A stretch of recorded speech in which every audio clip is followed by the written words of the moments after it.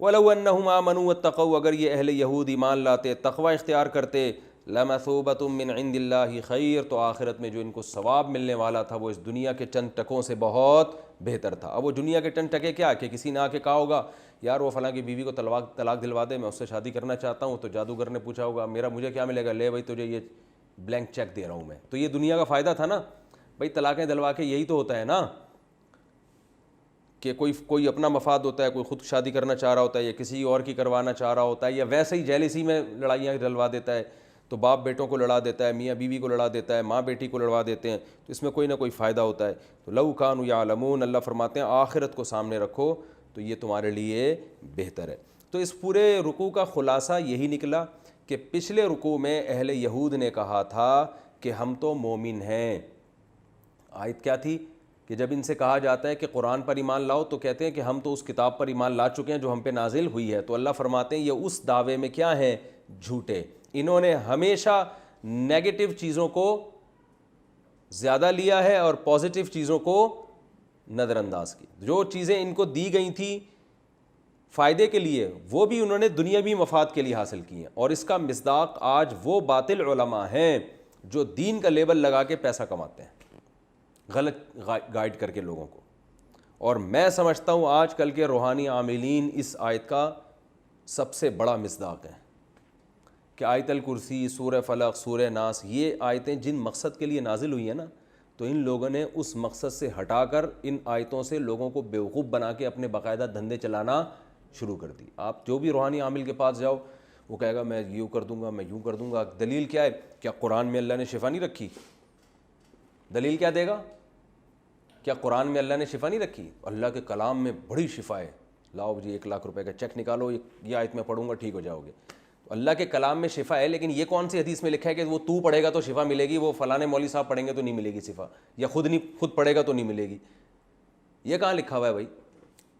پھر یہ کہاں لکھا ہوا ہے کہ یہ والی آیت اتنی دفعہ اتنے بج کے اتنے منٹ پہ 335 دفعہ پڑھو گے تو یہ ہو جائے گا، 336 دفعہ پڑھو گے تو یہ کہاں لکھا ہوا ہے؟ یہ جتنے روحانی ٹوپی ڈرامے ہیں آپ دیکھو نا، انہوں نے پورے وظیفوں کے رسالے نکالے ہوئے ہیں۔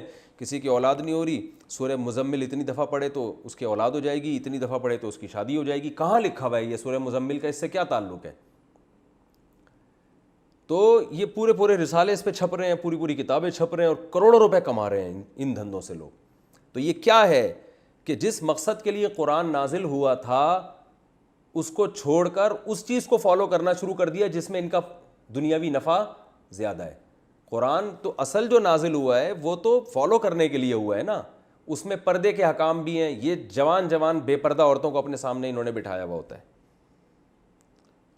اور کوئی ان کے پاس اس وظیفے کے برحق ہونے کی دلیل نہیں ہوتی، بس لوگوں کو بتا رہے ہوتے ہیں۔ مسمرزم یہ لوگ کرتے ہیں، یہ جتنے بڑے روحانی ٹوپی ڈرامے ہیں نا، آپ ان کے پاس جاؤ گے یہ مسمرزم کے بڑے ماہر ہوتے ہیں، یہ آپ کا دماغ کو وہ قابو پا لیتے ہیں اور بہت کچھ کرتے ہیں یہ الٹے کام۔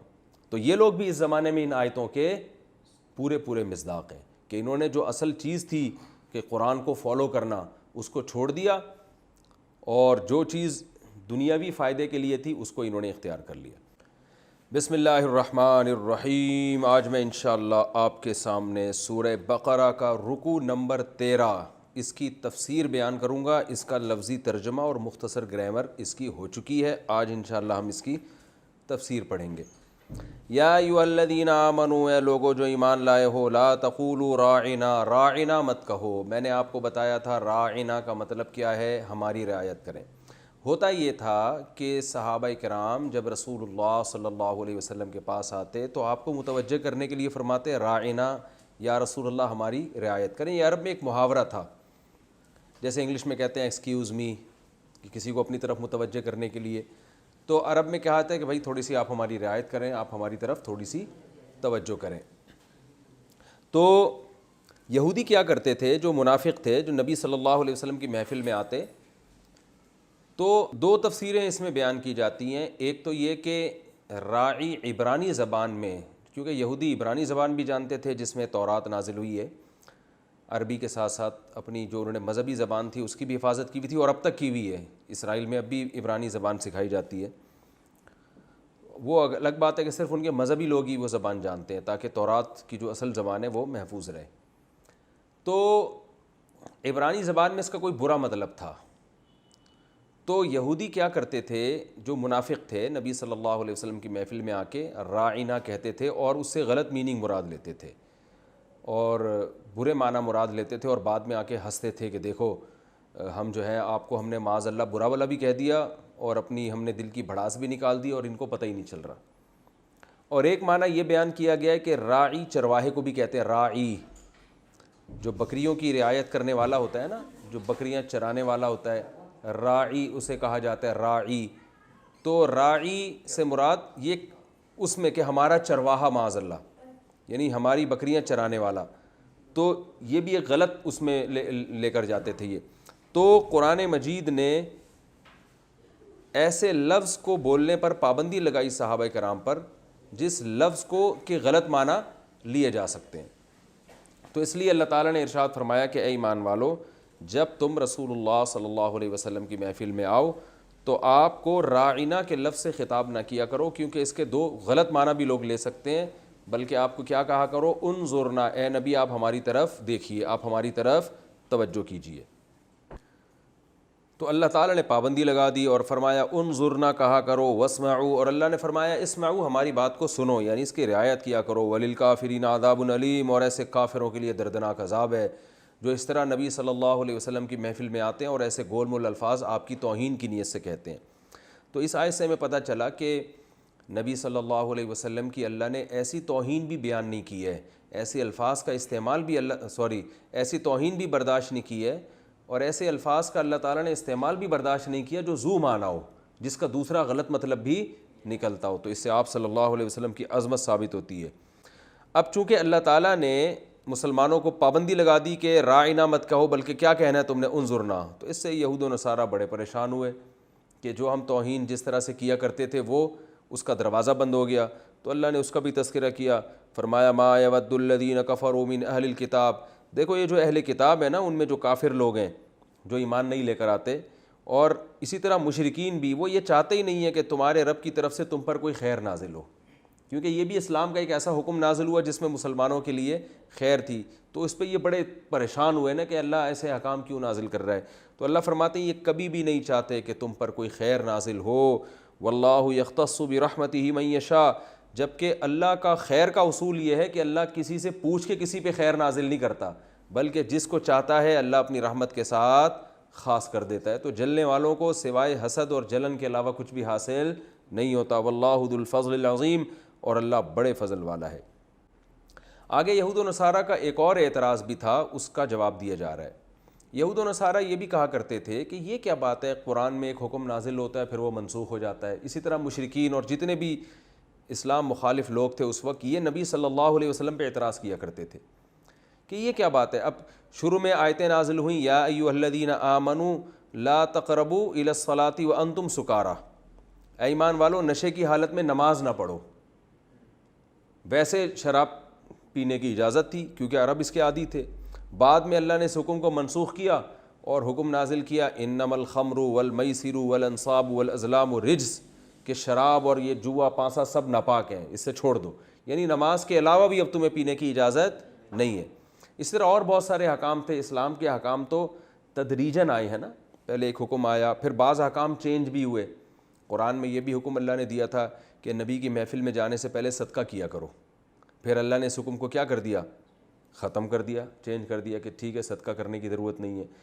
تو ان قسم کے حکام پر یہ اعتراض کرتے تھے کہ یہ ایک ایسا خدا ہے معاذ اللہ جس کو خود ہی نہیں پتہ ہوتا کہ کون سا حکم نازل کرنا ہے, معاذ اللہ. یعنی خدا تو ایک آرڈر دے اور قیامت تک کے لیے ہو وہ, چینجنگ اس کی علامت ہے کہ یہ معاذ اللہ خدا کا حکم نہیں ہے. کیونکہ انسان جب کوئی حکم چینج کرتا ہے, جیسے اسمبلی میں قانون پاس ہوا, تو جب قانون پاس ہوتا ہے تو اندازہ ہوتا ہے کچھ دنوں کے بعد بھائی اس قانون کا لوگوں کو کیا ہو رہا ہے, نقصان. تو اسمبلی اس قانون کو چینج کر دیتی ہے اور اپنی غلطی کا اعتراف بھی کرتی ہے کہ بھائی ہمیں پریکٹیکلی اندازہ ہوا کہ یہ بات درست نہیں ہے. تو چینج کرنا اس کی علامت ہے کہ پہلے والا حکم کیا تھا وہ غلط تھا یا دوسرا غلط ہے. تو اس سے یہ پتہ چلتا ہے کہ یہ اللہ کا کلام نہیں ہے, اس میں تو چینجنگ ہو رہی ہے. تو اس کا قرآن نے جواب دیا ما ننسخ من آیت, ہم جب بھی کوئی آیت منسوخ کرتے ہیں, او ننسیہا, یا اس کو نبی سے بھلا دیتے ہیں. دیکھیں قرآن کی بہت سی آیتیں منسوخ ہوئی ہیں, اس کے منسوخ کا ایک طریقہ یہ بھی تھا کہ اللہ آپ صلی اللہ علیہ وسلم کے ذہن سے بالکل اس آیت کو نکال دیتے تھے, گویا کہ نازل ہوئی نہیں ہے. جیسے کہ سبح اسم ربک الاعلی میں بھی ہے, اللہ تعالیٰ نے فرمایا کہ سبح اسم ربک الاعلی الذی خلق فسوی والذی قدر فہدی والذی اخرج المرعى فجعلہ غثاء احوی سنقرئک فلا تنسی الا ما شاء اللہ. ہم آپ کو یہ قرآن پڑھائیں گے, آپ بھولیں گے نہیں, کیونکہ نبی کو ہر وقت یہ ڈر لگا رہتا تھا یہ آیت میرے ذہن سے نکل نہ جائے کہیں. جب جبریل علیہ السلام آیت پڑھتے تھے نا تو آپ بار بار بہت ٹینشن لیتے تھے اس کی, اور آیت کو دہراتے تھے, کہیں ایک حرف بھی دائیں بائیں, کیونکہ اللہ کا کلام ہے, آگے پہنچانا ہے لوگوں کو, تو آپ کو اس کی بڑی فکر ہوتی تھی. تو سورہ قیامہ میں بھی اللہ نے فرمایا کہ لا تعجل بہ, کہ آپ جلدی نہ کریں, ان علینا جمعہ و قرآنہ, آپ کو بس جو آیت بتائی جا رہی ہے آپ ایک دفعہ زبان سے پڑھ لیں اس کو, کیونکہ اس قرآن کو جمع کرنا اور اس کی حفاظت کرنا یہ ہماری ذمہ داری ہے, آپ اتنی ٹینشن نہ لیں, اللہ آپ کو یہ آیتیں بھولنے نہیں دے گا.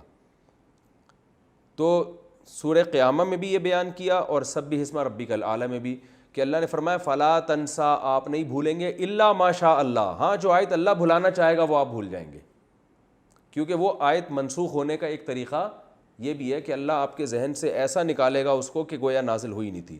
تو اس طرح بھی قرآن میں منسوخ ہوا ہے, اور اس طرح بھی کہ اللہ نے اس کے مقابلے میں دوسری آیت نازل کر دی. جیسے منسوخ کی ایک اور مثال ملتی ہے, سورہ نساء میں آتا ہے وَإِذَا حَضَرَ الْقِسْمَةَ أُولُو الْقُرْبَى وَالْيَتَامَى وَالْمَسَاكِينَ. پہلے وراثت کے احکام نازل نہیں ہوئے تھے, زمانہ جاہلیت میں جو وراثت کا طریقہ چلا آ رہا تھا نا, اسی کو قرآن نے شروع میں برقرار رکھا, اور بس یہ حکم دیا گیا کہ جب تقسیم کا عمل ہو وراثت میں تو غریبوں کا بھی خیال رکھو اس میں.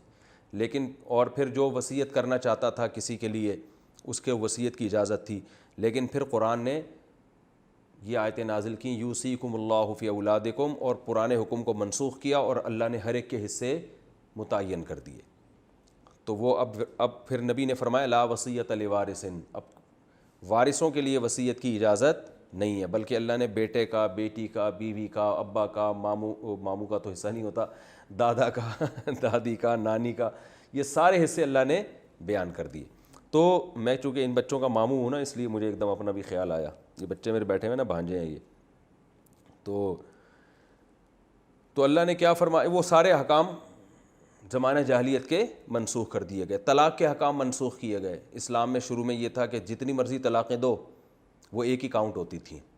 تو حضرت عبداللہ بن عباس رضی اللہ تعالیٰ عنہ فرماتے ہیں کہ اسلام نے اس حکم کو منسوخ کیا, اور کیا کہ 3 طلاقیں کسی نے دیں تو 3 ہو, اس کے بعد مرد کو رجوع کا حق حاصل نہیں ہوگا, کیونکہ اس سے لوگ بیویوں پہ ظلم کرتے تھے, اس کو نہ چھوڑتے تھے نہ رکھتے تھے, وہ لٹکا دیتے تھے. تو الطلاق مرتان والی آیتیں نازل ہوئیں.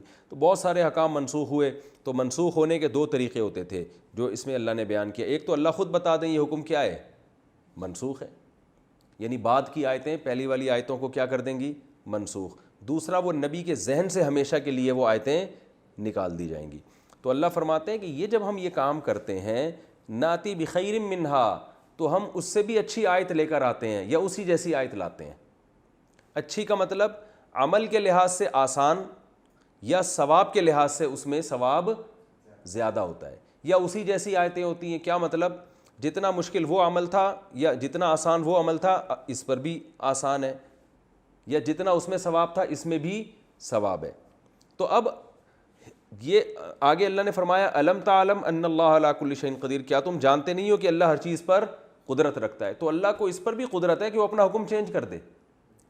دیکھیں اصل بات یہ ہے کہ یہود و نصارہ جو اعتراض کرتے تھے, مشرکین جو اعتراض کرتے تھے کہ اللہ حکم کو چینج کیوں کرتا ہے, یہ چینج کرنا اس کی علامت ہے کہ معاذ اللہ سے غلطی ہوئی ہے پہلا حکم بیان کرنے میں. تو اصل اس کا جواب یہ ہے کہ چینجنگ ہمیشہ اس لیے نہیں ہوتی کہ غلطی ہوئی ہے, بلکہ بعض دفعہ حکم کو ماحول اور معاشرے کے حساب سے رعایت سے چینج کیا جاتا ہے. بھائی اسمبلی اگر قانون کو تبدیل کرتی ہے وہ تو اس لیے کہ اس کو اندازہ ہوتا ہے پہلا قانون کیا تھا, غلط تھا, لیکن ہمیشہ قانون اس لیے تبدیل نہیں ہوتا.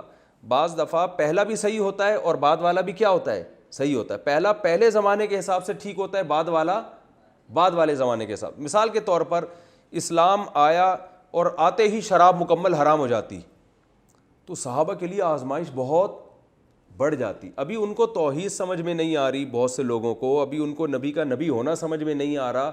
پہلے تو ان کو توحید سمجھائی جائے گی, رسالت سمجھائی جائے گی, آخرت سمجھائی جائے گی, پھر بتایا جائے گا نماز بھی ہے, زکوٰۃ بھی ہے. نماز زکوٰۃ پہ آئیں گے, پھر بتایا جائے گا شراب کیا ہے, حرام ہے.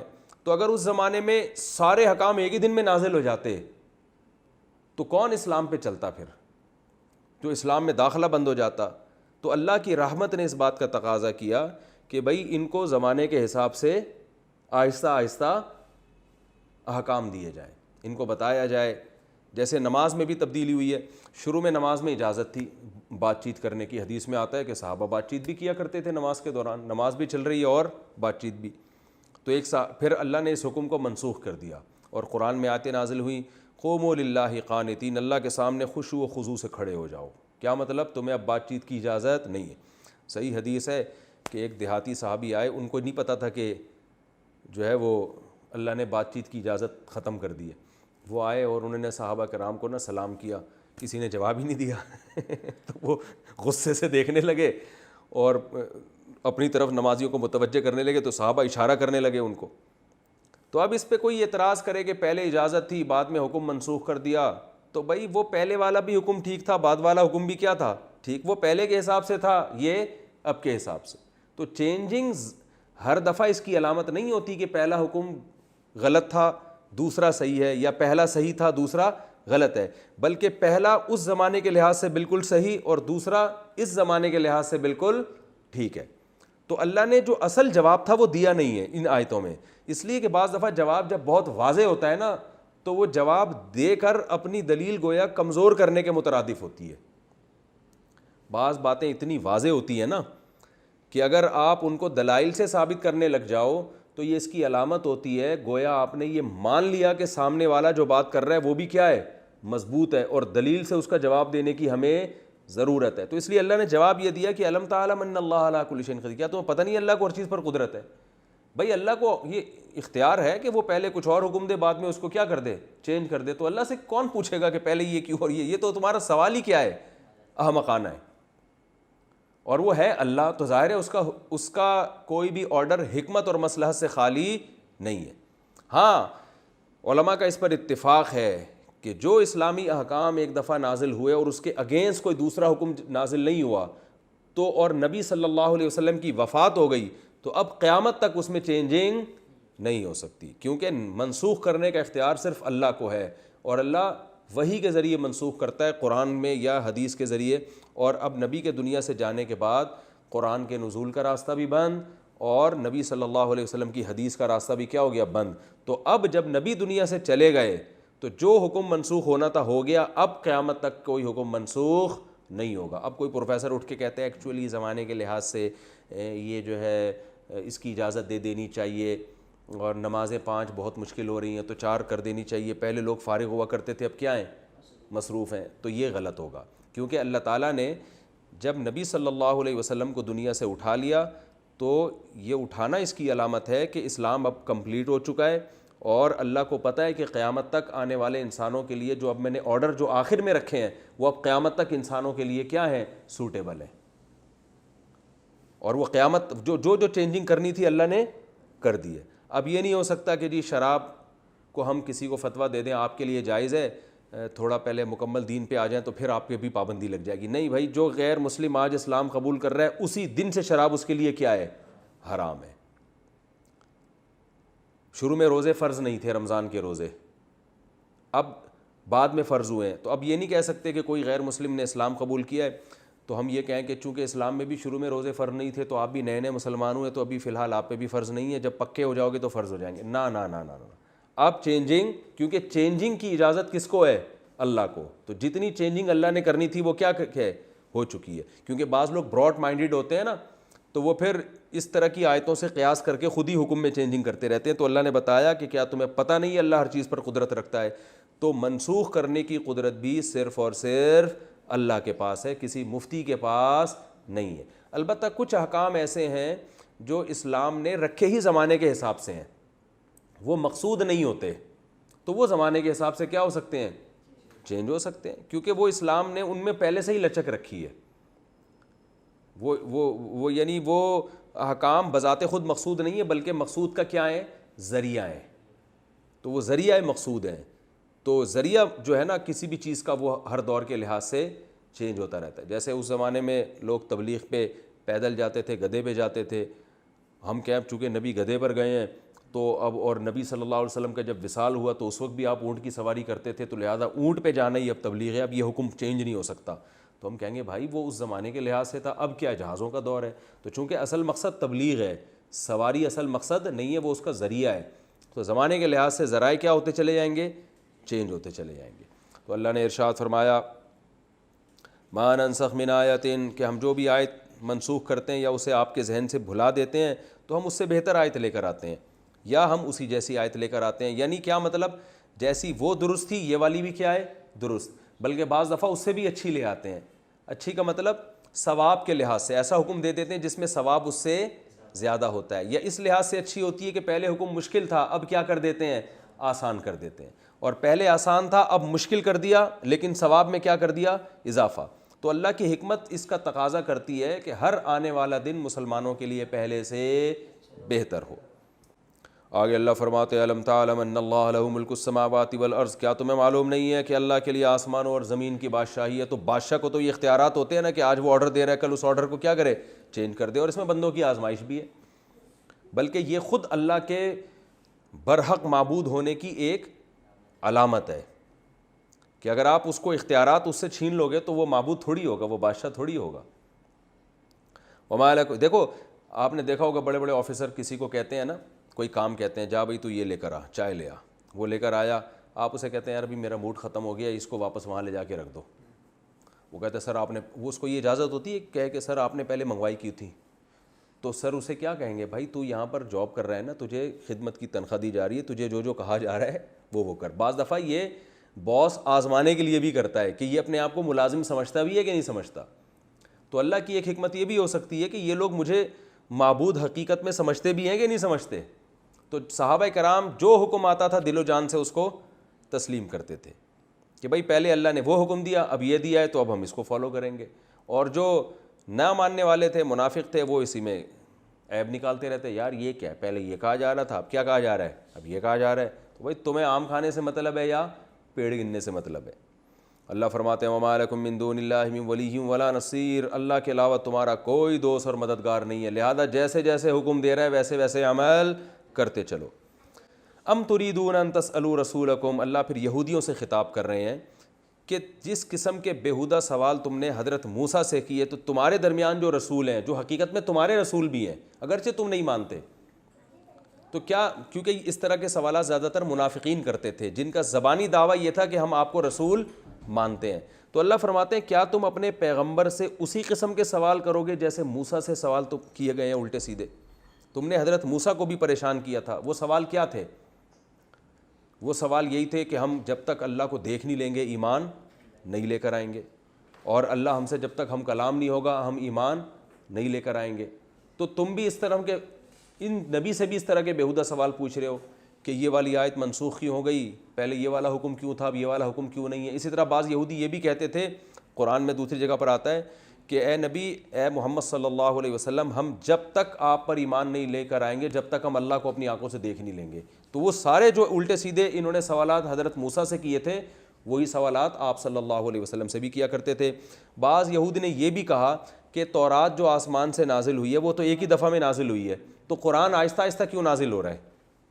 تو وہ کہتے تھے یہ ایک ہی دفعہ میں نازل ہوگا تو ہم ایمان لائیں گے ورنہ ایمان نہیں لے کر آئیں گے. تو اس کا جواب قرآن نے دوسرے مقام پر دیا کہ تمام پیغمبروں پر وہی ایسے ہی آئی ہے جیسے محمد صلی اللہ علیہ وسلم پر آ رہی ہے. وہ تو حضرت موسیٰ کی خصوصیت تھی کہ ایک یکمش کتاب مل گئی، ورنہ تمام پیغمبروں پر ایسے ہی آہستہ آہستہ ہی وہی آیا کرتی تھی.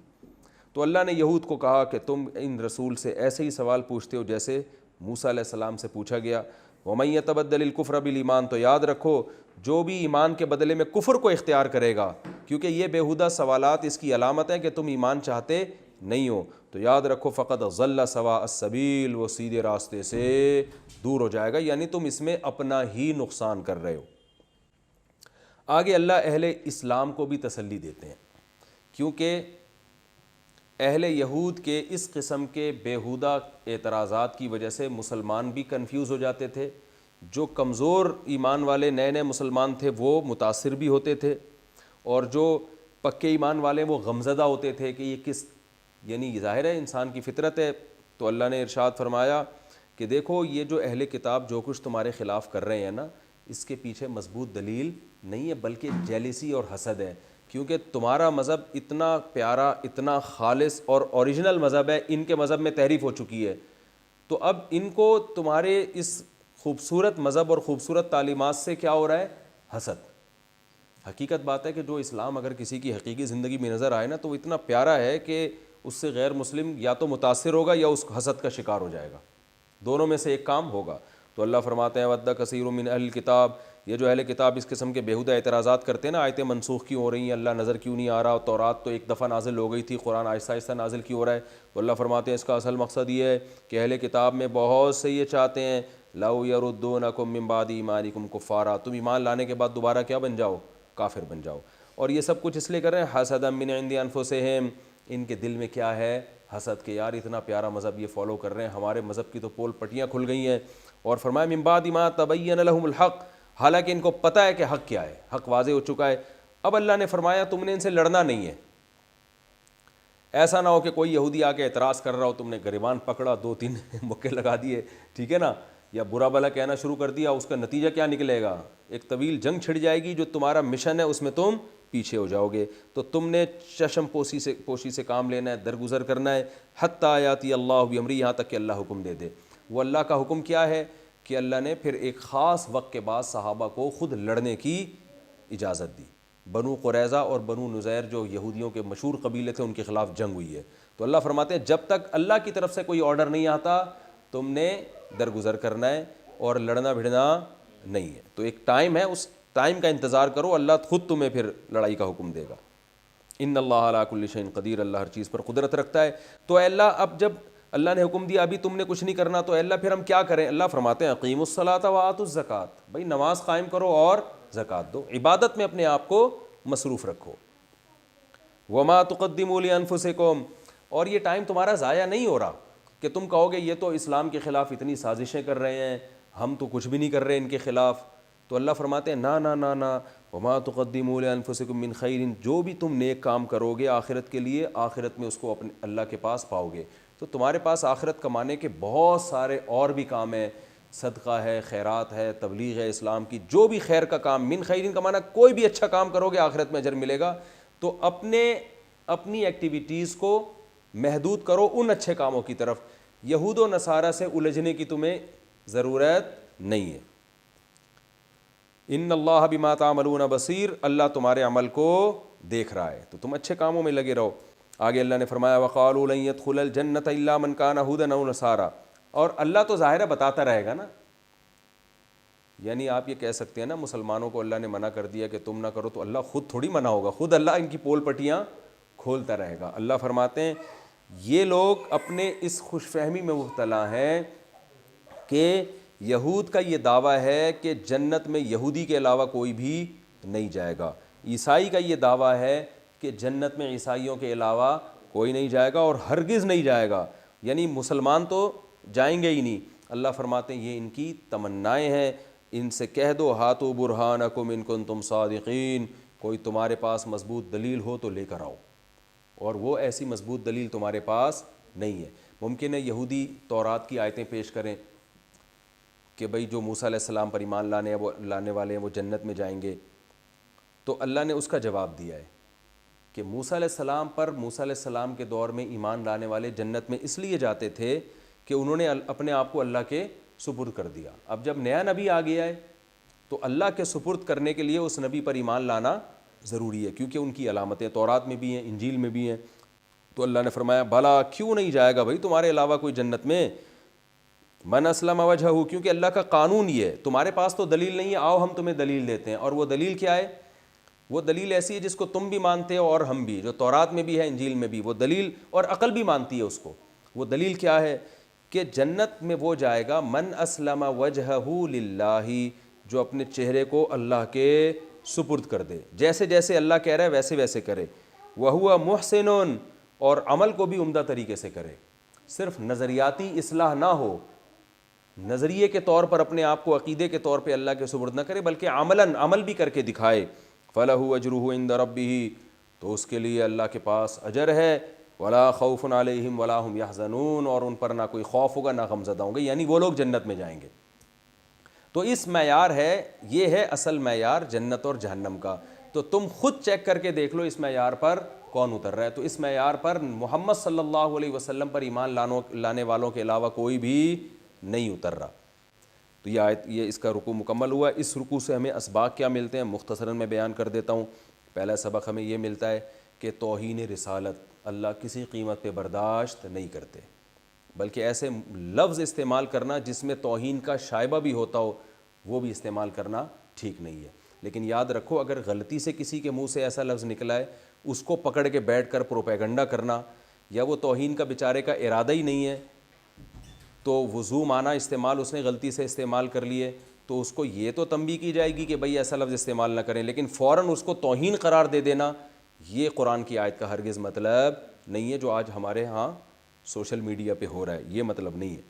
دوسرا, اسی آیت سے علماء نے استدلال کیا ہے کہ جیسے نبی کی توہین یا ایسا لفظ جس سے نبی کی توہین کا شائبہ نکل رہا ہو حرام ہے, اسی آیت سے پتہ چلتا ہے کہ علماء کی توہین بھی کیا ہے, حرام ہے. کیونکہ نبی کی توہین اس لیے حرام ہے کہ وہ اللہ کا راستہ دکھاتے ہیں, اللہ کے نائب ہیں اور اللہ کے سفیر ہیں, اور علماء کیا ہیں, وہ پیغمبروں کے سفیر ہیں.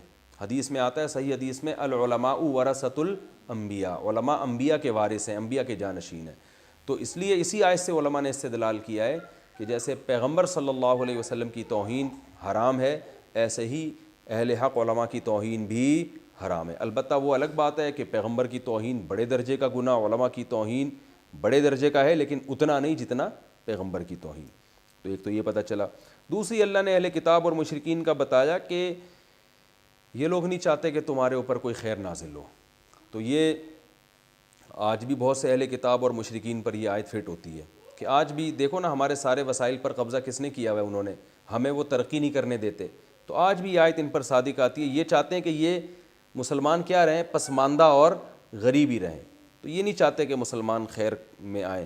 اور اللہ نے یہ بھی بتایا ما ننسخ من آیۃ او ننسھا, کہ دیکھو جب اس آیت سے پتہ چلتا ہے, تیسرا نقطہ, کہ جب اللہ اپنے حکم کو مصلحت کے لحاظ سے چینج کرتا ہے تو اس سے پتہ چلتا ہے کہ انسان کی طبیعت میں بھی فلیکسیبلٹی ہونی چاہیے, لچک ہونی چاہیے.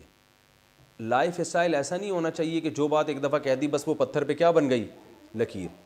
تو جب اللہ زمانے کے حساب سے حکم چینج کرتا ہے تو آپ اپنے گھر کے اصول کیوں چینج نہیں کر سکتے, آپ اپنے آفس کے اصول کیوں چینج نہیں کر سکتے, آپ اپنے تبلیغ کے اصول کیوں چینج نہیں کر سکتے. ہمارے ہاں جو کسی نے بول دیا بس وہ پتھر پہ کیا بن گیا, لکیر.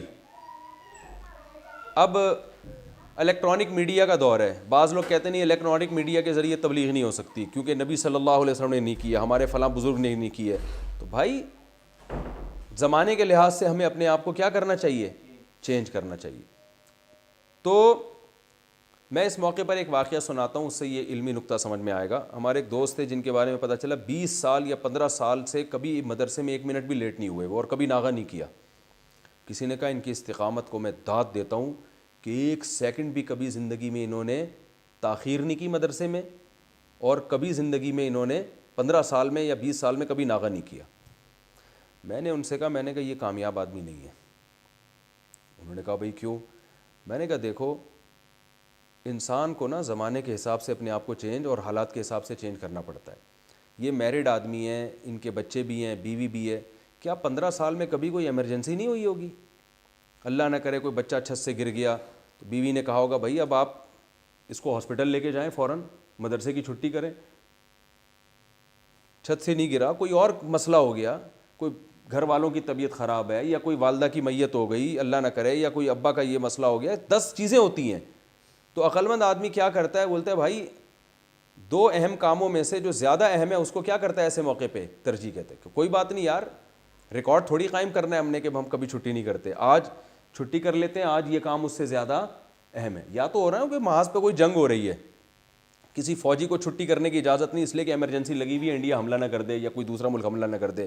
وہاں تو یہ بات سمجھ میں آتی ہے کہ بھائی وہاں تو چلو امی کا اللہ نہ کرے کوئی انتقال بھی ہو جائے, آدمی کہتا ہے بھائی وہ ملک کی دفاع کرنا وہ فی الحال زیادہ اہم ہے, ٹھیک ہے نا, کیونکہ اگر میں نے بارڈر پہ نہیں گیا تو بہت سی امیوں کا انتقال ہو جائے گا پھر, ٹھیک ہے نا, تو جنازے میں شرکت نہ کرے, تو وہ تو ٹھیک ہے. لیکن ایسی کوئی ایمرجنسی نہیں ہے تو پھر تو انسان کو جو طبیعت میں اگر لچک نہیں ہوگی تو وہ انسان کامیاب نہیں ہوگا. وہ ریکارڈ تو قائم کر لے گا, گینز بک آف ورلڈ میں اپنے نام تو لکھوا لے گا, لیکن وہ ایک فیلڈ میں کامیاب ہوگا, گھریلو لائف میں کیا ہو جائے گا, وہ ناکام, یا اور کسی دوسری جگہ وہ گڑبڑ کر رہا ہوگا. تو اس آیت سے ہمیں یہ بھی پتہ چلتا ہے کہ بھئی جب اللہ زمانے کے لحاظ سے حکم کو چینج کر دیتا ہے تو انسان میں تو اس سے زیادہ لچک ہونی چاہیے. یہ جو تکبر ہے نا کہ بس جو میں نے کہہ دیا آرڈر از آرڈر اور وہ چینج نہیں ہو سکتا, یہ غلط ہے. یہ بھی ہمیں پتہ چلتا ہے کہ بیہودہ سوالات پوچھنا یہ بھی اللہ کو پسند نہیں ہے. جیسے یہودیوں نے الٹا سوال کیا, اللہ آیتیں منسوخ کیوں کر دیتا ہے, یا ہمیں اللہ نظر کیوں نہیں آ رہا. تو آج لوگ علماء سے بھی الٹے سوالات پوچھتے ہیں. تو علماء سے بھی وہ سوالات پوچھنے چاہیے جن کا آپ کا پریکٹیکل لائف سے, عملی زندگی سے تعلق ہو. تو علماء انبیاء کے وارث ہیں, ان سے بھی الٹے سوالات پوچھنے کی اجازت نہیں ہے. لوگ پوچھ رہے ہوتے ہیں بیکار قسم کے اعتراضات, بیکار قسم کے کر رہے ہوتے ہیں. بلکہ علماء تو کیا, آپ کسی بھی شعبے میں کسی کو فالو کر رہے ہیں تو سوال پوچھنے سے پہلے آپ کو سوچنا چاہیے. ڈاکٹر سے بھی اگر آپ علاج کر رہے ہیں نا تو اس سے بھی کوئی بات پوچھتے ہیں تو پہلے سوچیں کہ یہ پوچھنے کی ہے یا نہیں ہے. لوگ کسی ڈاکٹر کے پاس جا کے بیٹھتے ہیں نا, وہ نسخہ لکھ رہا ہوتا ہے تو وہ الٹی چیزیں پوچھنا شروع کر دیتے ہیں. ڈاکٹر کو غصہ آ جاتا ہے کہ بھائی تو کیا پوچھ رہا ہے. اب مثال کے طور پر آپ کا گلا خراب ہے, آپ ڈاکٹر سے پوچھ رہے ہیں ڈاکٹر صاحب میں املی کھا سکتا ہوں, تو ڈاکٹر کیا بولے گا, بھائی تو ساری دنیا کو پتہ ہے گلا جب خراب ہو تو املی نہیں کھا سکتے, اور آپ کو بھی پتہ ہے, تو یہ کوئی پوچھنے کی بات تھوڑی ہے. تو یہ کچھ مخصوص قسم کے لوگ ہوتے ہیں جن کا کام ہوتا ہے اپنا بھی ٹائم ویسٹ کرنا اور دوسرے کا بھی. تو یہ صرف علماء سے نہیں ان کا تعلق ہوتا ہے, ہر شعبے میں ہوتے ہیں. تو اللہ نے فرمایا کہ تم ایسے ہی سوال نہ مت پوچھو جیسے تم نے موسیٰ علیہ السلام سے سوالات پوچھ کے ان کو پریشان کیا تھا. اور اس رکوع میں ہمیں ایک نقطہ یہ بھی پتہ چلتا ہے کہ غیر مسلموں میں بہت سے یہ چاہتے ہیں کہ مسلمان کافر ہو جائیں, لیکن ان کا مقصد خیر خواہی نہیں ہے, بلکہ ان کا مقصد یہ ہے کہ جیسے ہم تباہ ہوئے نا, ہمارا نظام تباہ ہو گیا, ان کا نظام بھی کیا ہو جائے, اسی طرح برباد ہو جائے. یہ جو آج کل فیملی پلاننگ میں نسل روکنے کی باتیں ہو رہی ہیں نا, ایک پوری دنیا میں مہم چل رہی ہے, اس کا مقصد یہ نہیں ہے کہ آپ کے بچے کم ہوں گے تو آپ کے وسائل زیادہ ہوں گے تو آپ کھلا کھائیں گے اور مزے اڑائیں گے. نا. ان کو پتہ ہے کہ ان کی افرادی قوت بڑھ گئی تو یہ طاقتور ہو جائیں گے, کمانے والے زیادہ اور کھانے والے کم. تو حسد ہے, حسد کی وجہ سے یہ چاہتے ہیں کہ ہمارا فیملی سسٹم ایسے ہی تباہ ہو جائے جیسا ان کا تباہ ہوا. تو اللہ نے اس میں بھی ہمیں تنبیہ کی ہے کہ یہ لوگ چاہتے ہیں کہ تم بھی انہی جیسے بن جاؤ. اور اس میں نماز اور زکوٰۃ کا بھی ہے. اور اللہ نے اس میں یہ بھی اصول بیان کر دیا کہ جنت کسی قوم کے ساتھ خاص نہیں ہے.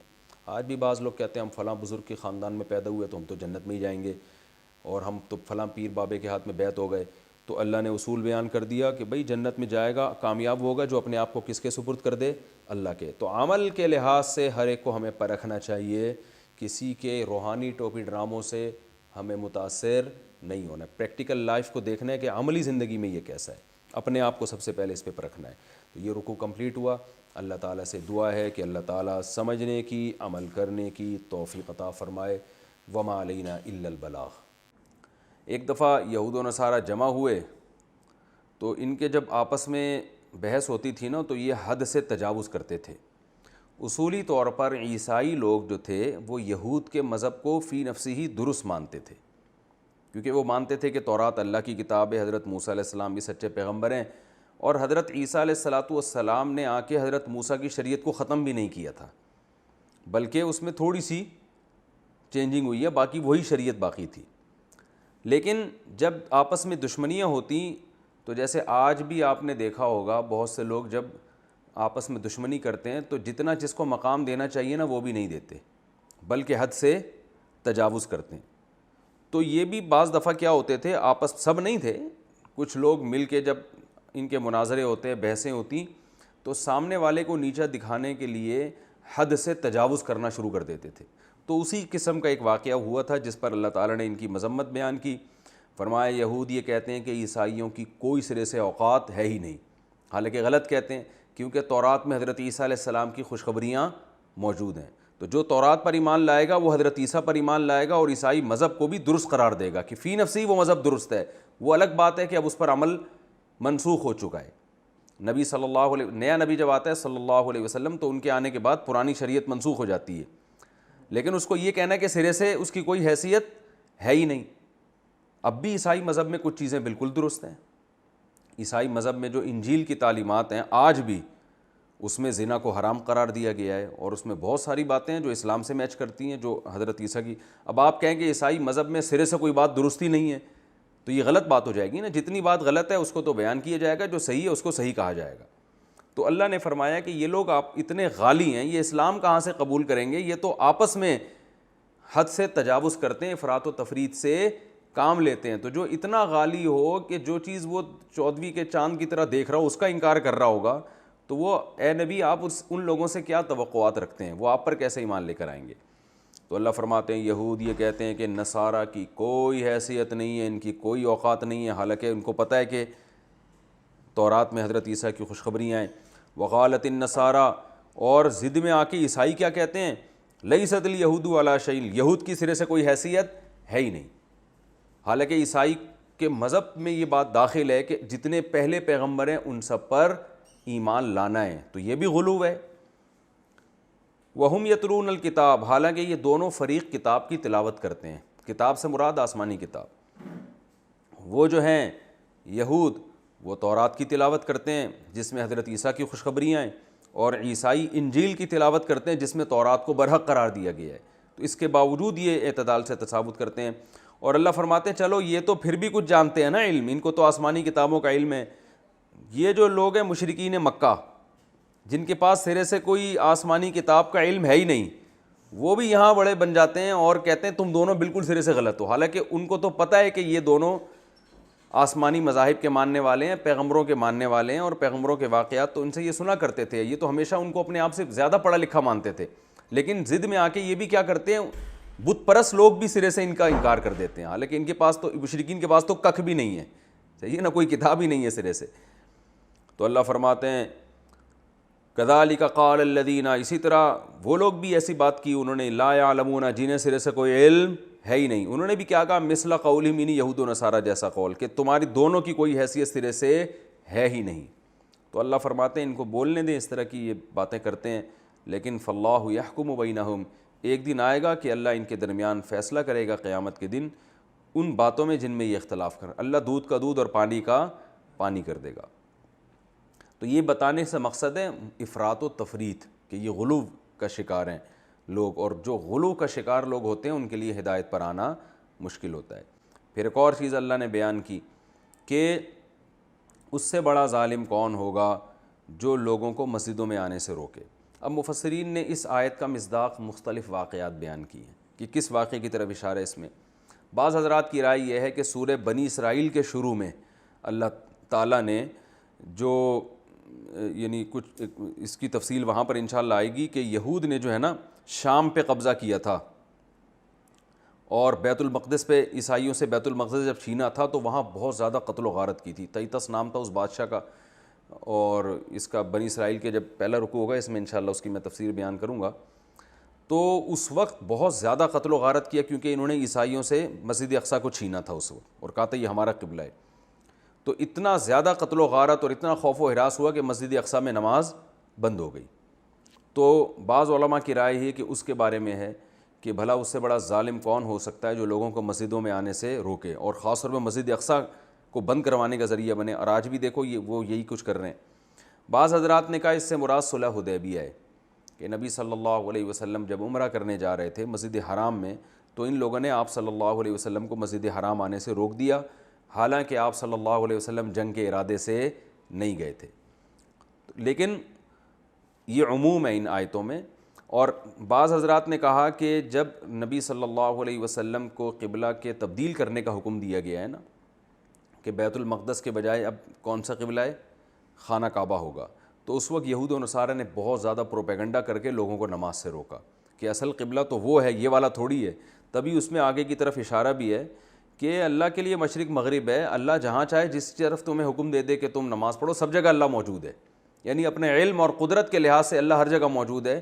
کسی خاص سمت میں کوئی بیت المقدس میں یہ تھوڑی کہ وہاں اللہ تھا تو وہاں نماز ہوگی، اب ادھر منہ کرو گے تو یہاں پر اللہ نہیں ہے، تو اس لحاظ سے تو اللہ ہر جگہ موجود ہے۔ تو آپ جہاں بھی اللہ حکم دے بس وہاں رخ کر کے نماز پڑھو. تو یہ اگلی آیت میں اس طرف اشارہ بھی ہے. تو اس بیس پر وہ لوگوں کو نماز سے روکتے تھے کہ مسجد حرام کی طرف رخ کر کے نماز نہیں ہوتی. تو ان تمام یہ آیت کے مفہوم میں سب چیزیں داخل ہیں.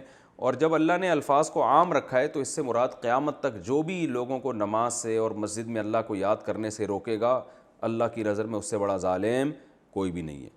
تو اللہ نے فرمایا اس سے بڑا ظالم کون ہے جو لوگوں کو مسجدوں میں آنے سے روکے, یعنی اس بات سے روکے کہ مسجدوں میں اللہ کا نام لیا جائے. اس لیے کہ بعض دفعہ مسجد کو ایک تفریحی پوائنٹ بنا دیا جاتا ہے تو اس میں آنے سے کوئی گورنمنٹ نہیں روکتی. بعض ایسے علاقوں میں بھی مسجدیں ایک تفریحی پوائنٹ بنی ہوئی ہیں. تو اللہ فرماتے ہیں مسجدوں روکنے کا مطلب یہ نہیں کہ آنے سے روکے, بلکہ مقصد وہاں نماز سے روک لے. تو وہاں جو مسجد کا بنیادی مقصد ہوتا ہے عبادت, تو جو بھی مسجدوں میں آنے سے روکے گا یعنی اس بات سے روکے گا کہ اس میں اللہ کا نام لیا جائے اور مسجدوں کو برباد کرنے کی کوشش کرے گا. کیا مطلب مسجدیں آباد نہ ہوں اللہ کی یاد سے. تو اولئک ما کان لہم, ان کی دنیا میں سزا یہ ہے کہ یہ اس میں خوف کی حالت میں داخل ہوں گے, امن کی حالت میں داخل نہیں ہوں گے. تو یہ اللہ نے اس وقت کے جو مشرکین ہیں اور غیر مسلم ہیں ان کو یہ سزا سنائی, اور پھر اللہ نے بتایا کہ یہ اسی کے مستحق ہیں. اور پھر دنیا میں اس پر عمل بھی ہوا کہ جب مکہ فتح ہوا ہے تو یہ سب چھپتے پھر رہے تھے. مسجد حرام مسلمانوں کے قبضے میں آ گئی تو یہ خوف کی حالت میں یہاں آتے تھے کہ کوئی ہمیں قتل نہ کر دے. جس کو نبی صلی اللہ علیہ وسلم نے امان دی وہ بس آ سکتا ہے, باقی نہیں آ سکتے.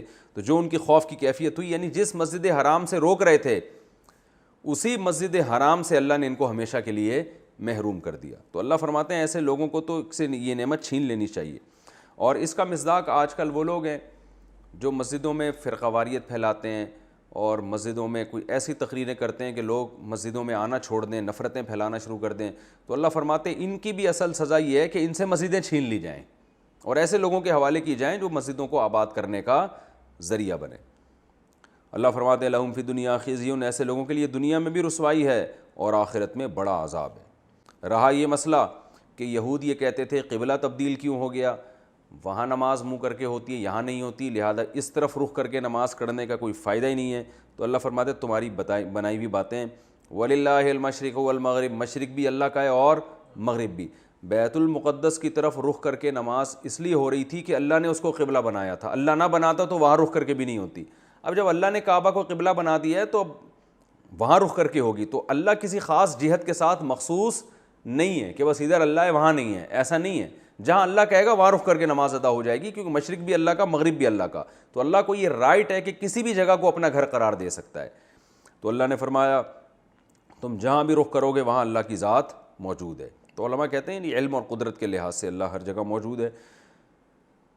ان اللہ واسع علیم, بے شک اللہ تعالیٰ خوب وسعت والا اور جاننے والا ہے. اسے پتہ ہے کہ کون اس کی رضا کے جذبے سے نماز پڑھ رہا ہے اور کون اپنی باپ دادا کی روایات کو بس قائم رکھنے کے چکر میں ہے. تو جو اللہ کو راضی کرنے کے لیے نماز پڑھے گا 100 بار بھی اللہ قبلہ تبدیل کرے وہ 100 بار قبلہ تبدیل کر دے گا. فقہاء نے یہاں ایک بڑا دلچسپ مسئلہ بیان کیا ہے کہ اگر ایک آدمی جنگل میں ہے اور اسے کچھ بھی پتہ نہیں چل رہا کہ قبلہ کدھر ہے, تو جب نماز کا وقت آئے گا وہ تحری کرے گا. تحری کا مطلب غور کرے گا یار کہاں ہو سکتا ہے, اب سورج بھی نظر نہیں آ رہا, اس کو بادل آئے ہوئے ہیں آسمان پہ. تو علماء کہتے ہیں کہ جب وہ نماز پڑھے گا نا تو جدھر اس کا مائنڈ جا رہا ہے ادھر رخ کر کے نماز شروع کر دے, کیونکہ اب اس کے بس میں اس کے علاوہ کچھ بھی نہیں ہے. اب اس کا مائنڈ اگر چینج ہو گیا نا کہ یار میرا خیال ہے میں غلط سمت میں کھڑا ہوا ہوں, بلکہ قبلہ تو لیفٹ سائڈ پر ہے, تو نماز کے دوران ہی گھوم جائے وہ. پھر اس کا مائنڈ چینج ہوا نہیں یار مجھے لگتا ہے کہ رائٹ سائڈ پہ ہے, تو نماز کے دوران ہی رائٹ پہ ہو جائے. تو چاروں سمتوں میں 2 رکعتیں مکمل کرے گا لیکن نماز اس کی ادا ہو جائے گی. اور اسی آیت سے علماء نے استدلال کیا ہے کہ بھائی اس کے بس میں جو تھا وہ اس نے کر لیا, تو اب 4 اپوزٹ سمت میں بھی نماز پڑھے گا, نماز ہو جائے گی.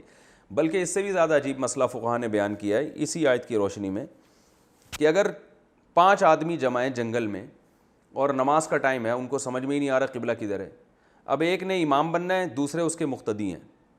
امام کا خیال ہے کہ قبلہ ادھر ہے, تو امام امامت کرے گا اور اس طرف رخ کرے گا. مقتدی کا خیال ہے کہ قبلہ ادھر ہے, مقتدی اس کے پیچھے نماز کی نیت کرے گا لیکن یہ ادھر رخ کر کے نماز پڑھے گا. یہ عجیب سی جماعت ہوگی کہ ایک مقتدی کا رخ ادھر ہے, ایک کا رخ ادھر ہے, ایک کا رخ ادھر ہے. البتہ فقہاء کہتے ہیں کہ ایک مقتدی کی رائے یہ ہے کہ جہاں امام کا رخ ہے نا قبلہ بالکل اپوزٹ سائڈ پر ہے, تو وہ پھر اپنی نماز پڑھے گا, وہ امام کے پیچھے نہیں پڑھے گا. اپنی اس لیے پڑھے گا کہ جب وہ ادھر رخ کر کے نماز پڑھے گا تو وہ امام کے پیچھے کہلائے گا نہیں پھر وہ. اور مقتدی کے لیے یہ ضروری ہے کہ وہ امام کے پیچھے کھڑا ہو, کیونکہ جب وہ ادھر رخ کر کے نماز پڑھے گا تو یہ امام کے پیچھے نہیں ہوگا بلکہ امام اس کے پیچھے ہو جائے گا اس کی رائے کے مطابق.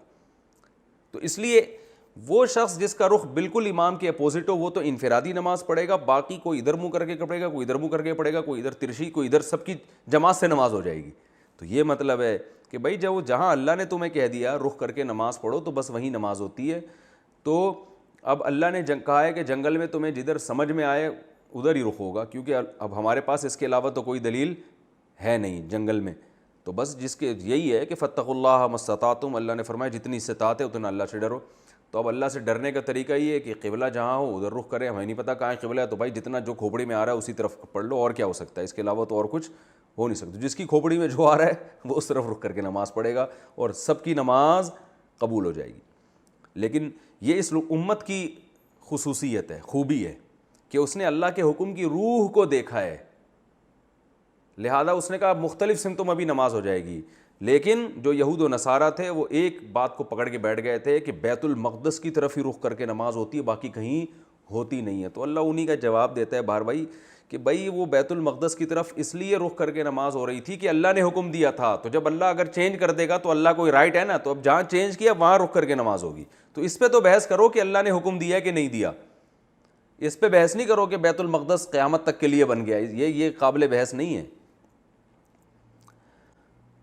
فرمایا وقالوا اتخذ اللہ ولدا, اور یہ لوگ نصارہ کی اپنی حالت کیا ہے, یہ کہتے ہیں کہ اللہ نے اولاد ٹھہرا لیا کسی کو. سبحانہ بل لہ ما فی السماوات والارض, وہ تو پاک ہے ہر عیب سے, اسی کے لیے آسمان اور زمین میں جو کچھ ہے. کل لہ قانتون, سب اسی کے فرما بردار ہیں.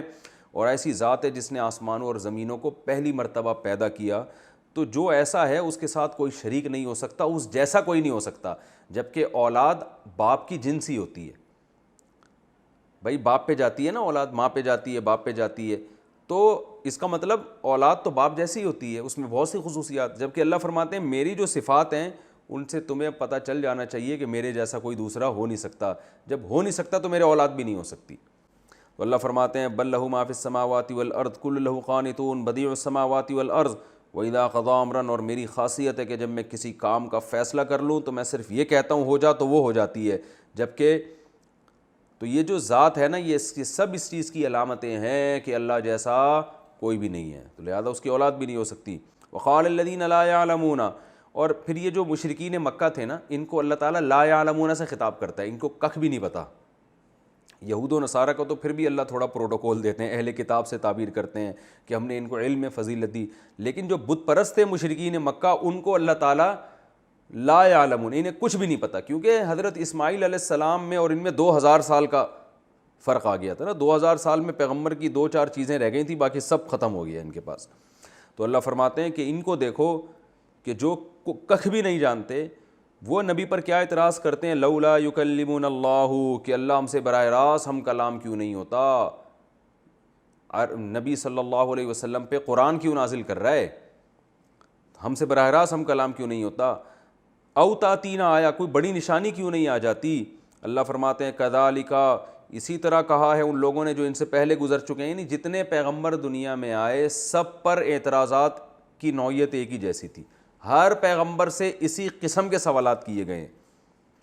تشابہت قلوبہم, ان سارے جو انکار کرنے والے ان کے دل ایک جیسے ہیں, سب کے اعتراضات ایک جیسے. اللہ فرماتے قد بینا الآیات, ہم تو نشانیاں کھول کھول کے بیان کر چکے ہیں. یہ کہہ رہے ہیں کہ نشانی نہیں دکھاتے, نشانی نہیں, تو نشانی نہیں, آیا نہیں بلکہ الآیات دکھا چکے ہیں ہم ان کو. وہ معجزے بھی ہیں رسول اللہ صلی اللہ علیہ وسلم کے, اور وہ آپ کے برحق ہونے کے دلائل بھی ہیں جو بکھرے ہوئے ہیں قرآن میں بھی اور دوسرے مواقع پر بھی.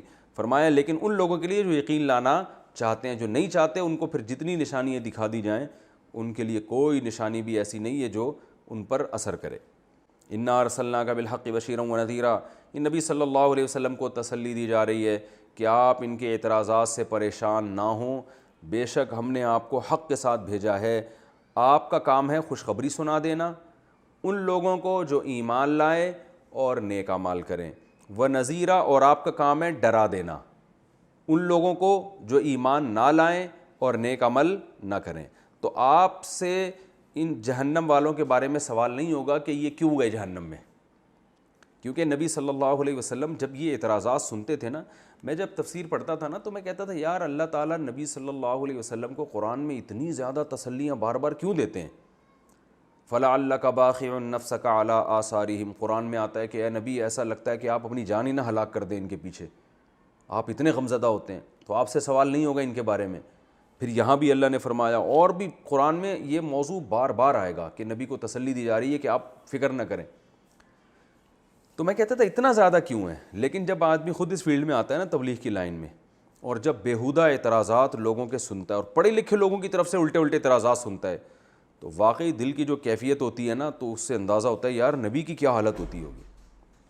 اچھے اچھے پڑھے لکھے لوگ الٹے الٹے اعتراضات کر رہے ہوتے ہیں بیہودہ قسم کے، انہیں دلائل سے بات سمجھاؤ تو پھر وہ جواب الٹا جواب آگے سے ملتا ہے، تو آدمی کہتا ہے یار یہ پڑھے لکھے لوگوں کی سمجھ میں بات نہیں آ رہی۔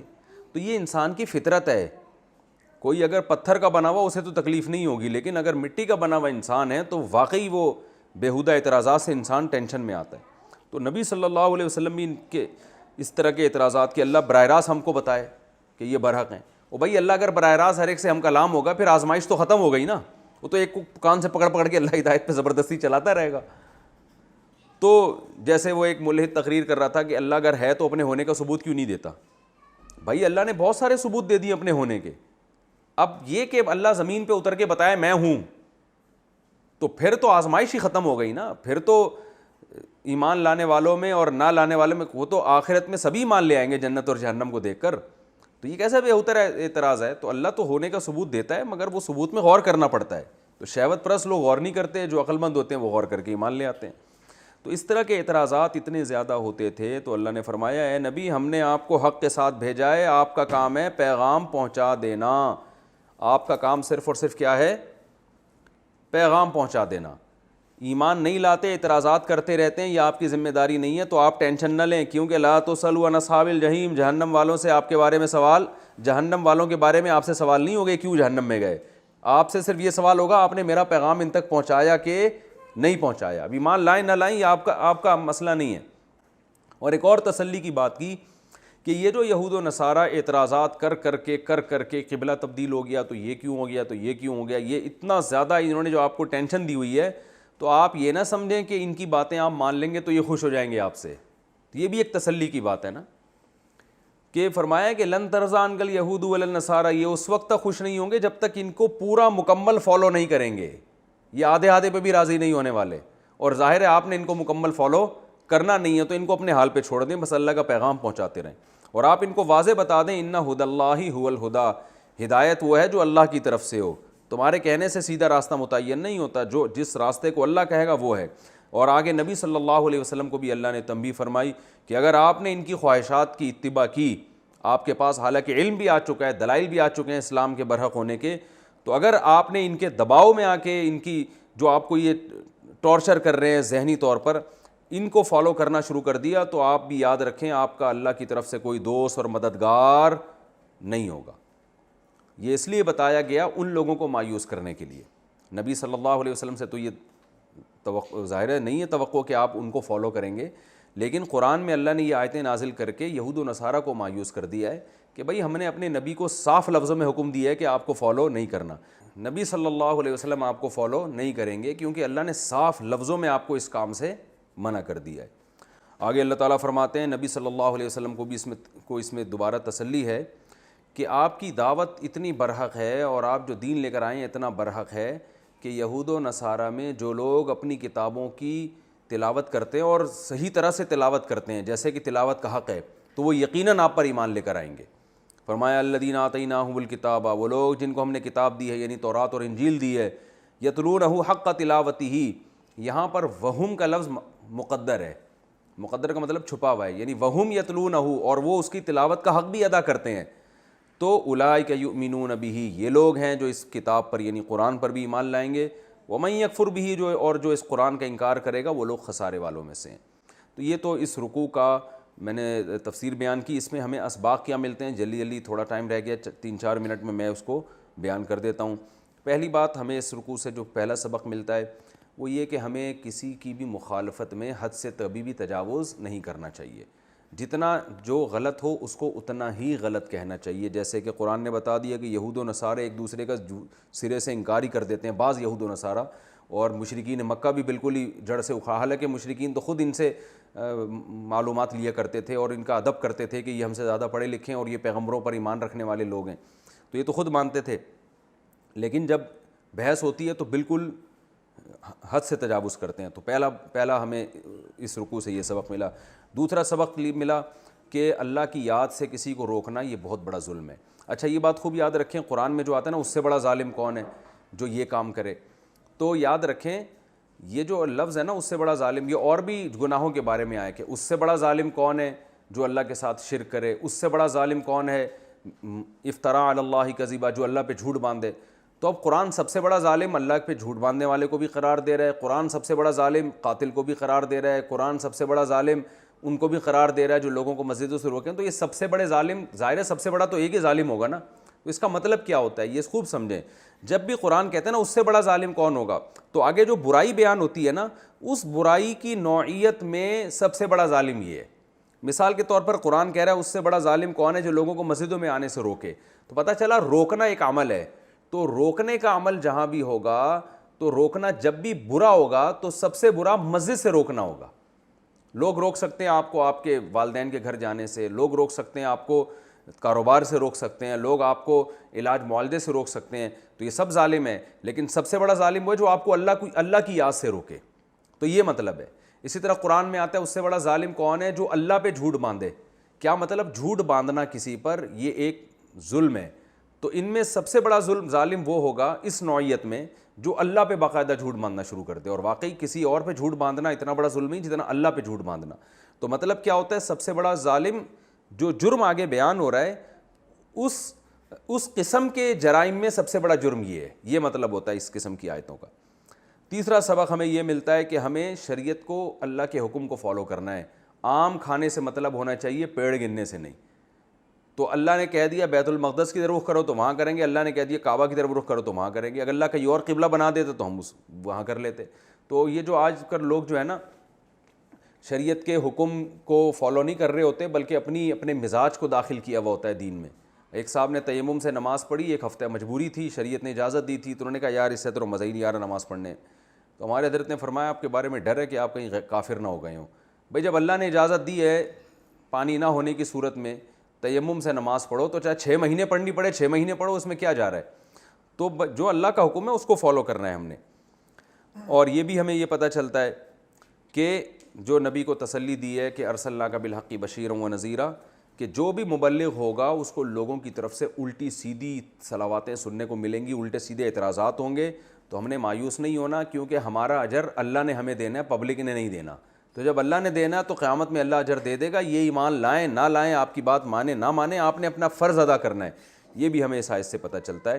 اور یہ بھی پتہ چلتا ہے کہ الذین آتیناہم الکتاب یتلونہ حق تلاوتہ, اللہ فرماتے ہیں جن کو ہم نے تورات اور انجیل دی جو صحیح طرح سے تلاوت کرتے ہیں, حق ادا کرتے ہیں, وہ تو ایمان لائیں گے, باقی نہیں لائیں گے. پتہ چلا کہ بھئی اللہ کی کتابیں تلاوت کرنے کے بھی 2 طریقے ہیں, ایک تلاوت کا حق ادا کرنا اور ایک ایسی سرسری گزار دینا سر پہ سے. تو ہم اپنے بارے میں غور کریں کہ ہم تلاوت کا حق ادا کرتے ہیں کہ نہیں کرتے. ہمارے پاس تو قرآن ہے تو ہمیں بھی تلاوت کا حق ادا کرنا چاہیے. اور حق ادا کرنا کسے کہتے ہیں, خشوع و خضوع کے ساتھ, تجوید کے ساتھ, پھر اس کی تفسیر آپ کے ذہن میں ہو, پھر اس کا مفہوم آپ کے ذہن میں ہو, اور پھر اس پر عمل کرنے کا جذبہ ہو. یہ تمام چیزیں جب تلاوت قرآن سے ملیں گی تو آپ کے لیے حق کے راستے کھلتے چلے جائیں گے. اللہ تعالی ہم سب کو سمجھنے کی, عمل کرنے کی توفیق عطا فرمائے.